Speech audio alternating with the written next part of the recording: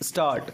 Sir, food problem has been the greatest worry of our life during the last 10 years, and unfortunately, efforts for its solution seem always to have gone away.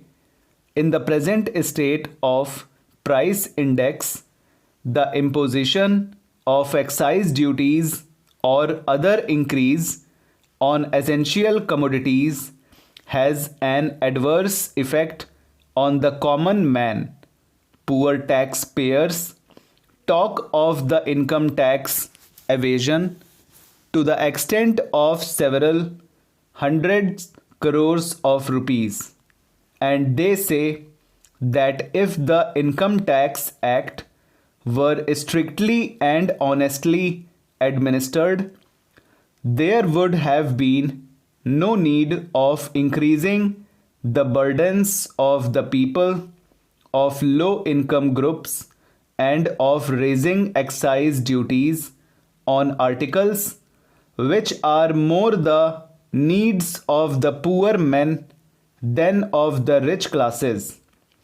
The common man has, however, been found to be a passive victim of the taxation policy of the government. Others express their grievance in 101 different ways and demand their redress.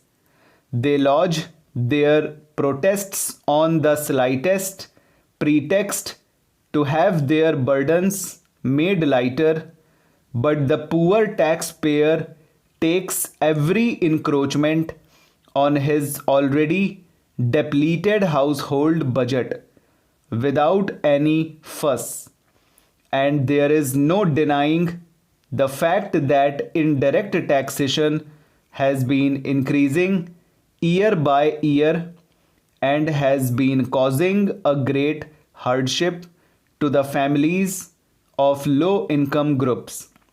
Moreover, sir, excise duties rope in all the people, good, bad, or indifferent.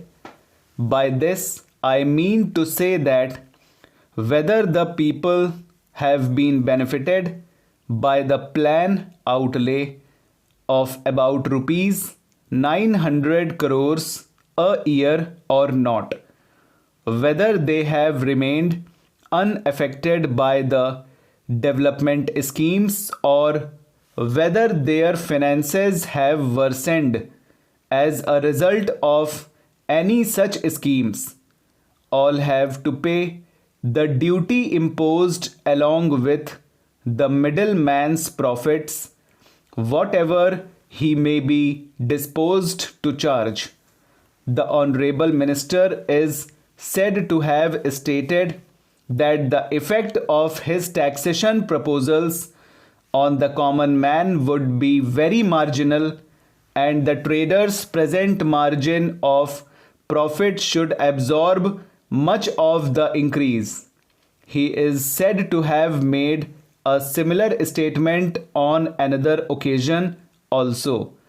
But I am sorry to say that this is contrary to what actually happens. Most traders will not only pass on the whole of the tax to the consumer, but will also raise the prices sufficiently high so as to make additional profits in the bargain, which they will make. It will therefore be well for the Honorable Minister to take from the very beginning all necessary steps to prevent traders from exploiting the consumers. A directive should be sent round right now and sufficient publicity given to it so that the ignorant masses may not be asked to pay more than the correct prices. The prices are already soaring high at the ceiling level, and effective steps should be taken to check further rise, lest the whole structure of economy should be taken to the core. In addition to the fair price shops for food grains, there should be fair price shops for other articles of merchandise, also like cloth, etc., so as to stabilize prices and have them pegged at a reasonable level. It should, however, be noted that when taxation proposals are looked at in the context of the second 5-year plan, they relate a different story.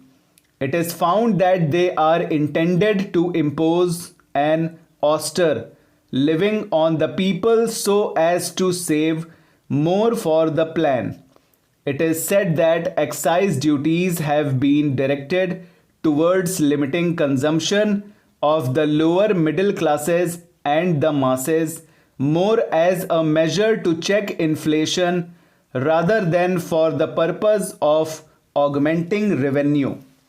The Honorable Minister once stated that the duty on sugar had been deliberately raised because he wanted consumption to go down, or rather not to increase.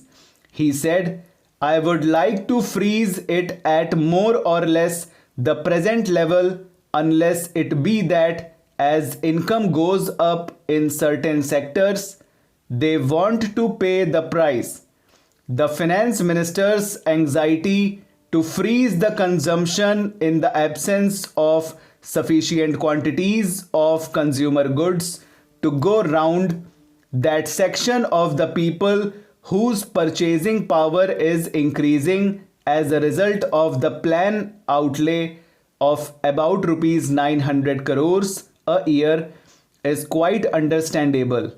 Our administrative machinery is not sufficiently competent and efficient for complete control, and unless the production of consumer goods is commensurate with the investment in the country, the inflationary pressure will persist and prices will rise. When the mills and factories which are being established in the earlier years of the plan go into production, there will be plenty of consumer goods to absorb the surplus money in the hands of the people, and the need of price control by means of the imposition of excise duties will come to an end. It is hoped that the minister will reduce these duties at that time. As for the implementation of the plan, nothing extraordinary had happened to make us feel nervous about the fulfillment of the targets. Full stop. Over.